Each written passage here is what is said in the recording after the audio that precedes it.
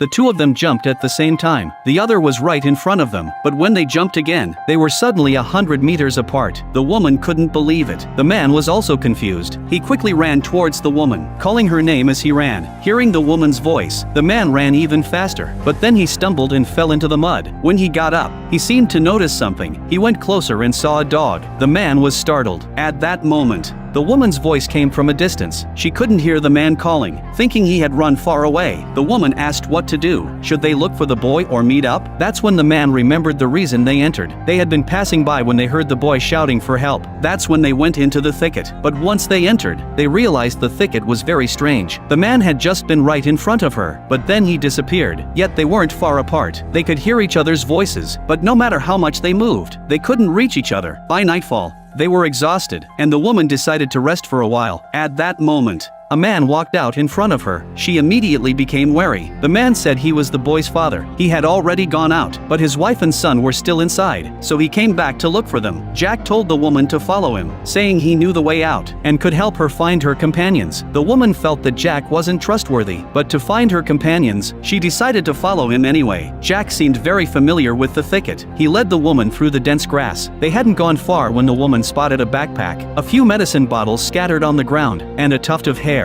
The woman sensed something was wrong. When she looked up, Jack had disappeared. She called out several times, but there was no response. She started shouting for her companions, but no one answered. The man kept searching and calling the woman's name, but no one responded for a long time. Just as he was feeling helpless, a boy suddenly appeared. It was because of his cries for help that they entered. The man asked the boy if he had deliberately lured them in. The boy denied it. Just like them, he had heard a man's cry for help and had run in with his dog. The boy told the man that in this tall grass, only dead things wouldn't move. He also mentioned there were strange stones here, and if you touched them, you could find the person you were looking for. The man was intrigued. He wanted to find the woman, so he asked the boy to lead him to the stones. Soon, they found the stones. The man walked up to them. The stones seemed to contain some kind of power. As he got closer, things felt noticeably off. There were many strange symbols carved into the stone. Unconsciously, the man reached out his hand. Just as he was about to touch the stone, a woman's scream suddenly echoed behind him. The sound brought him back to his senses. He immediately rushed toward the direction of the scream.